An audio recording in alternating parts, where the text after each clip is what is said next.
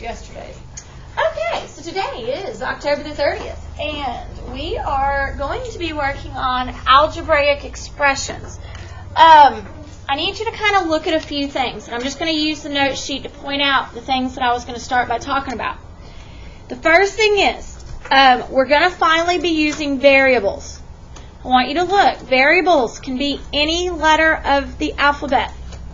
Usually not an I, usually not an L or an O, because those letters turn out looking like numbers like 1 and 0. But you will see all different letters, and sometimes you see things like L and I. You will notice that these variables are lowercase. That's because when we did coordinate planes last week in the graphing, they use uppercase when they do that. One thing that is hard for me to kind of get across to you guys is in one problem that N might mean 7, and 4 problems down the next N might mean 22. They never mean a specific number exactly, kind of. Today's going to be the only exception, okay? We're going to give you what they are. But then later it'll kind of work into you got to figure out what it is. A variable is like an unknown, okay? It's kind of like, I don't know. I think about it as if I'm feeding 5 kids and I only have 3 sandwiches, well, how many sandwiches do I need? To make 5, I need 2. That is an unknown. That is my variable. Do I say the word variable? No. I just talk about it. Hey, I need to go get 2 more sandwiches. But it is algebra. It's just kind of everywhere. We just don't really say it that way. We are starting with algebraic expressions. The key is you will notice these expressions do not have equal signs. There's no equal signs. It is algebraic because we're starting with our variables. And evaluating to me just means solve it. We got to figure out an answer. Okay? Now, starting out, it says evaluate each expression if m equals 6 and n equals 12. Listen, this is the key for today. They're giving you what they want it to represent. So, starting out, they want you to use these 2 variables and those numbers. Now, I'm going to be honest. Step 1 is write the problem like m plus n, which we already did. Step 2 is fill it in. You cannot jump straight to the answer. So m stands for 6, n stands for 12, and there's a plus sign. That is the second step. I have to see that step. Then 12 plus 6 is 18. Yes, it is that easy, but I have to see those steps. Okay, so the second one, n divided by m. Well, n is 12. Write the division sign, and m is 6. Well, 12 divided by 6 is 2. Okay. Now, here is where a new thing hits. I wish all of you would listen and notice something. Do you see where this 3 is up against this n? Okay. When you see a number and a letter bumped up against each other, like they're touching, but there's no operation between them. There's not addition. There's not subtraction. That means multiply. Listen for the rest of your life. Number, letter, up against each other means multiply. Multiply, multiply. If you see 2 letters up against each other, it means multiply. It is just a new way of algebra. Okay?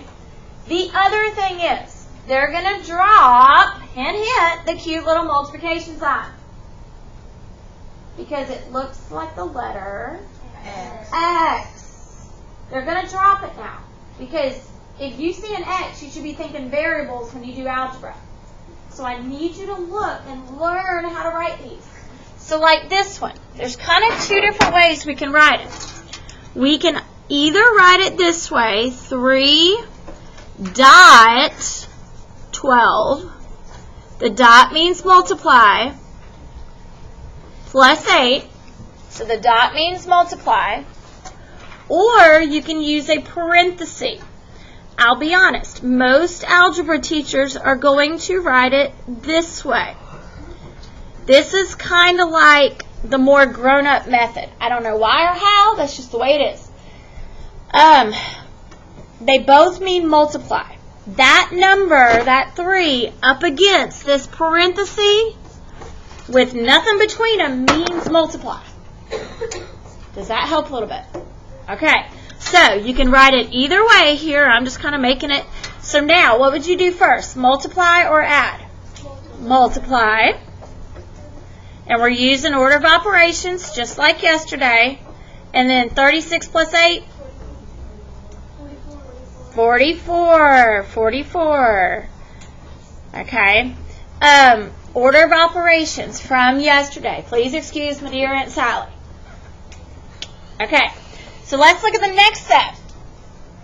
On the next step, we are now evaluating each expression if, I want you to notice, they changed it. You got to watch for this because it's going to be all over in directions. If you don't change them, you'll get the wrong answers. Okay, here we go. B squared plus 4 times 6. Well, B is 3, and yes, you have to write that step. That is the first step. You should be writing this with me. Some of you aren't. I don't get it. Now, looking at order of operations, what is the first step? What is it? Listen, PEMDAS. Are there any parentheses? No. No. Are there any exponents? Yes. Yes, we got to do that. What is 3 squared? 9, because it's 3 times 3. So that is a 9. Bring down the rest of the problem. You can only have one new number per line. Like that new number. Now what should I do? Add or multiply? Multiply. I get 24. That is my only new number. And then my last step, 24 plus 9, 33. One new number per line. It is easy. Like if you did yesterday's, it's the same stuff. It is just plugging in variables. It's really not any harder. B squared is 3 squared plus, now here's a weird one, 5. A would be 9, so 5 times 9 minus 20. Now, once you rewrite it, I want you to look at something. You have a squared, like you have an exponent. You have add, times, and subtract. What should you do first? Exponent. 3 times 3 is 9. Copy the rest of the problem. Now, should I do add, multiply, or subtract? Multiply. 5 times 9. 45. Should I do add or subtract? Add, only because the last step is, please excuse me, dear Aunt Sally, the A and the S. Make sure you're going left to right. Whatever you touch first, left to right. So that is 54. Remember, it's plus. Minus 20 is 34. Yes. Okay. I'm just trying to give refreshers if anybody's out there not remembering PEMDAS. Okay, this last one has got to be written kind of weird. I would use parentheses, but I need you to see something. If they give you parentheses, you got to keep them there. Keep them there because you got to do whatever's in there first. Okay, so think about it this way. A is 9. I'm going to use a dot times C.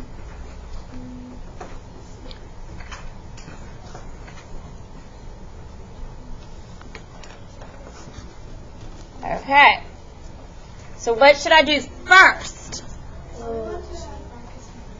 You don't really want to. You don't want to add them. Parentheses. So 2 times 3, 6. Now that you're done with that, start in and copy the rest of it. You don't want to add things like brackets and braces because it can change the order of your operations and give you the wrong answer. So, do you want to do, now look at this. We only got multiply and divide left. What should we do first? Multiply, only because it is first from left to right. So that's the first one. So it's 108 divided by 6 is 18. Okay.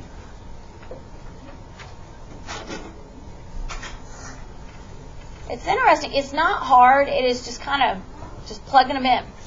The last part. This is some wordy ones, but I'm going to be honest. They're not hard if you'll just kind of slow down. Okay? I want to point out something on this first one before you flip out on me. Look. Right here, they have given you, look at this. It says, use the expression RT. Well, I just told you an expression is kind of like the math problem, right? Doesn't have an equal sign. So they want you to basically do R times T. That's your math problem. So let's read it. It says, I'm assuming Gentoo penguin can swim at a rate of 17 miles per hour. How many miles can a penguin swim in 4 hours? Use the expression R times T. Now look what they say.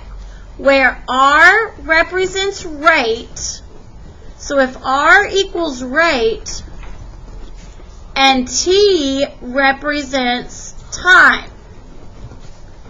So look back up in the math problem. What was our number for rate? 17. Rate of 17. What was our time? 4 hours. 17 times 4. 68. 68. It's just multiplying. Like it's in there and there's a ton of words, but it's really not hard. It's just kind of looking around for all the numbers and stuff. Okay.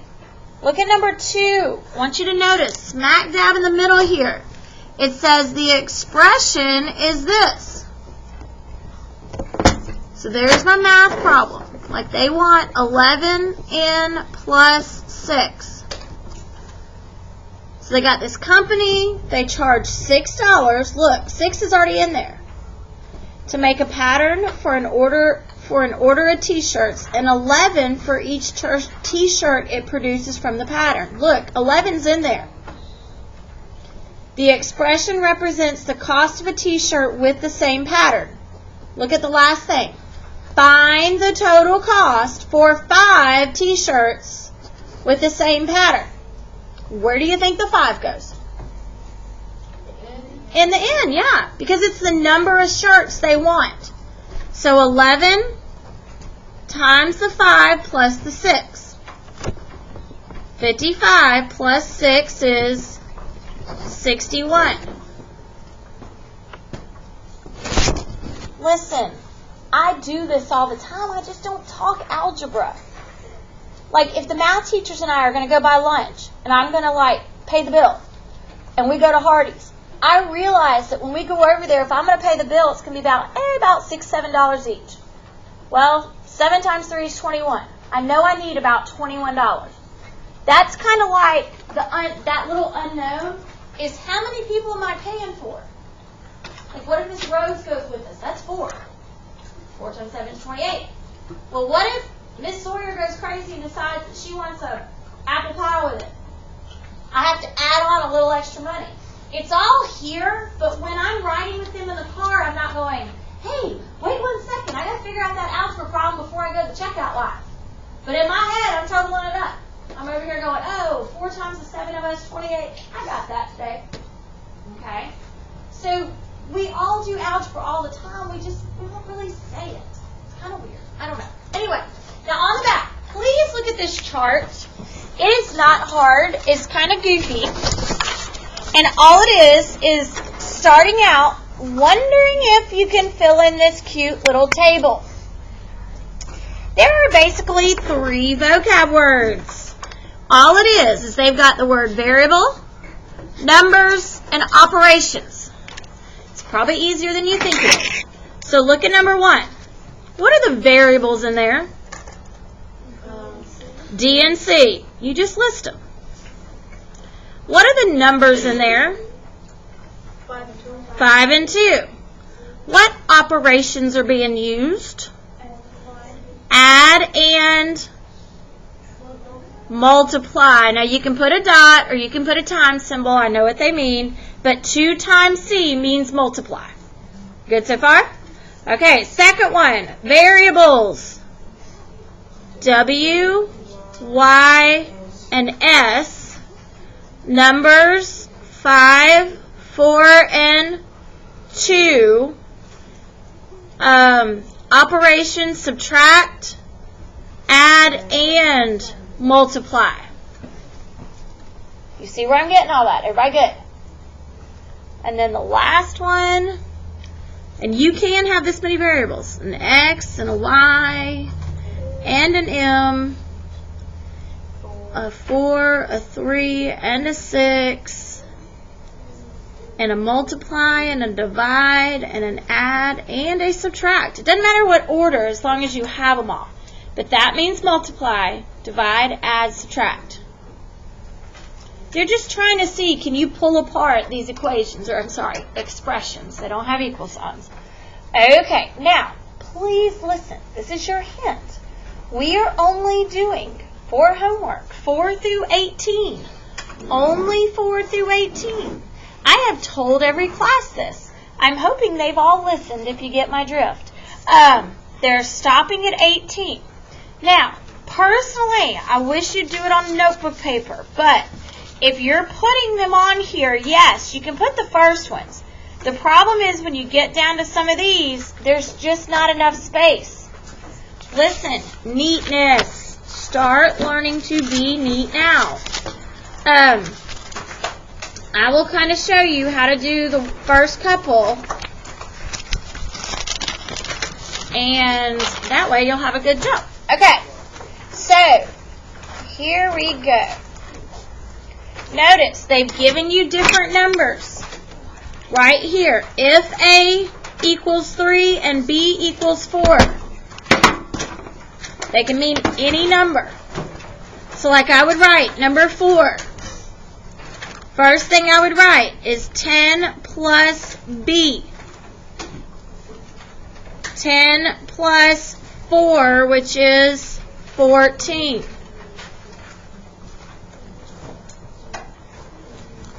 Okay, number 5. You have 2A plus 8.